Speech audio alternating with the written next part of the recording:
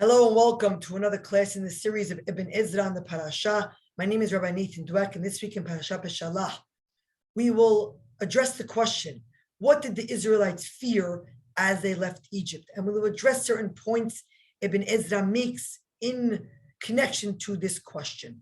So the Parasha begins that when Paro sent Bnei Israel out of Egypt, V'lo naham Elohim derech eretz Pelishtim ki karov hu. God did not take them through Eretz Pelishtim. That was close. He Amar Elohim, because God said that maybe the people will see war and then want to return to Egypt. Now we have to speak about this in the context of the next pasuk. Next pasuk tells us, "Vayasev Elohim et ha'am derech hamidbar Yam Suf." God took them derech hamidbar to Yam Suf. And adds v'hamushim alu b'nei Israel. The question is, what does this word hamushim mean? Grammatically, the meaning of this word hamushim. There are midrashim that address this as coming from the word hamesh, but in Peshat, this is not what the word means. Ibn Ezra addresses it.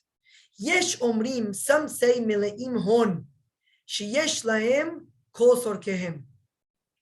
Right? Some say that they're filled with all of the food that's needed. However, the Torah tells us, V'cham seda lo asu lahem. They left only with ogot masot, and they didn't prepare food for the journey. Why speak now in this pasuk, in this juncture of Sefer Shemot, that God took them and they left with food from Egypt? What's the purpose here of that if it meant food? Rak perusho hagure homesh lamilchama. Rather, the meaning means that they were girded their loins for milchama.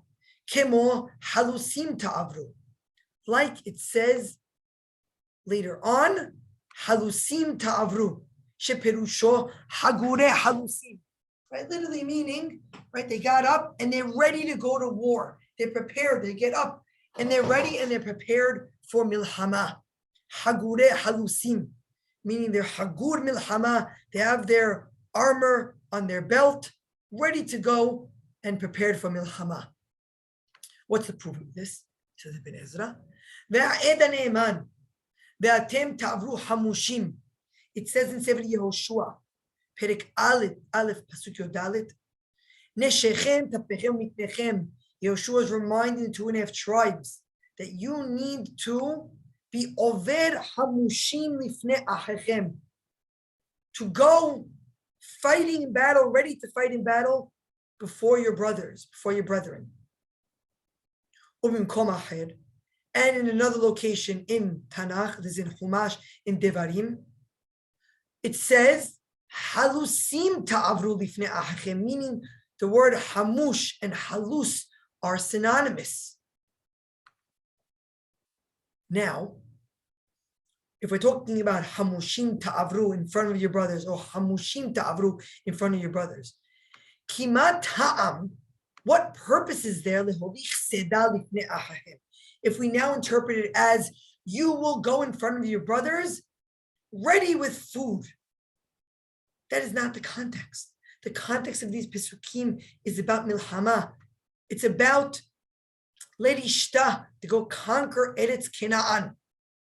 Kol giborei hayu. Right? You're going in front of your brethren who are warriors and you're helping them in war with food? No, we're not talking about food. We're talking about mizuyanim, hamushem, right? Meaning that your loins are girded for milchama.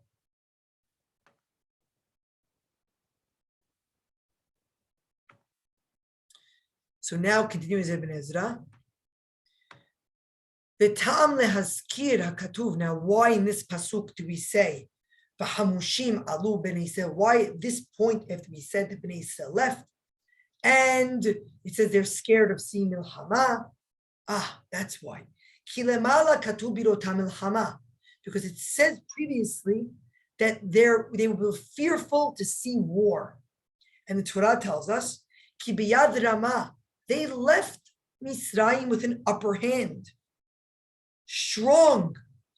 Yas'u bikle milchama, they're leaving with tools of battle. Velo kemo abadim borchim, and not like slaves that are running away. Now, if this is the case, we need to address the question, a very important question. So why were they scared? If they left biyad Rama and not as slaves that are running away, so why are they scared? Like Ibn Ezra addresses here later on in Piracha Pasuk Gimal, when Moshe says, stand here and see the victory of God. Yeshli Tmoa, Ech Yirama Hanegedola, 600,000 soldiers from those chasing after them. Why they're not fighting for their lives and for their children? Why be scared? They're a huge nation. Hateshuvah. The Mitzrim were the masters of Bnei Israel. And this generation, learned from their youth to take on themselves the burden of Egypt. And therefore they had a very lowly soul. They didn't fight back. How can they fight with their masters? They were weak. Which explains to us that even though they have weapons of war, they don't know what to do with them. And Ibn Ezra proves this. Yes, they're able to fight against Amalek. Yes, they're able to use the sword. They were such a small people. And if not for Moshe's hands up, which represented Moshe's tefillah to Hashem, haya choleshet Israel. Otherwise, Bnei Israel would have been weakened in war.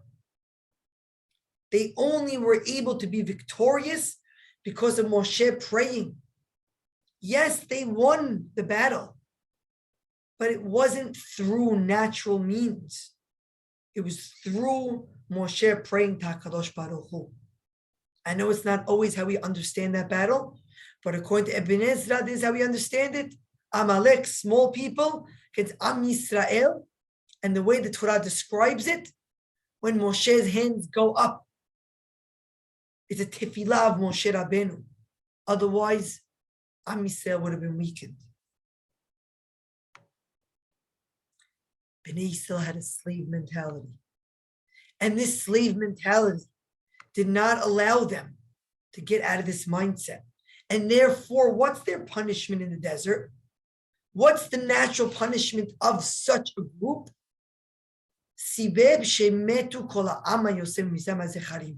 Their punishment was 40 years to die in the desert. Why?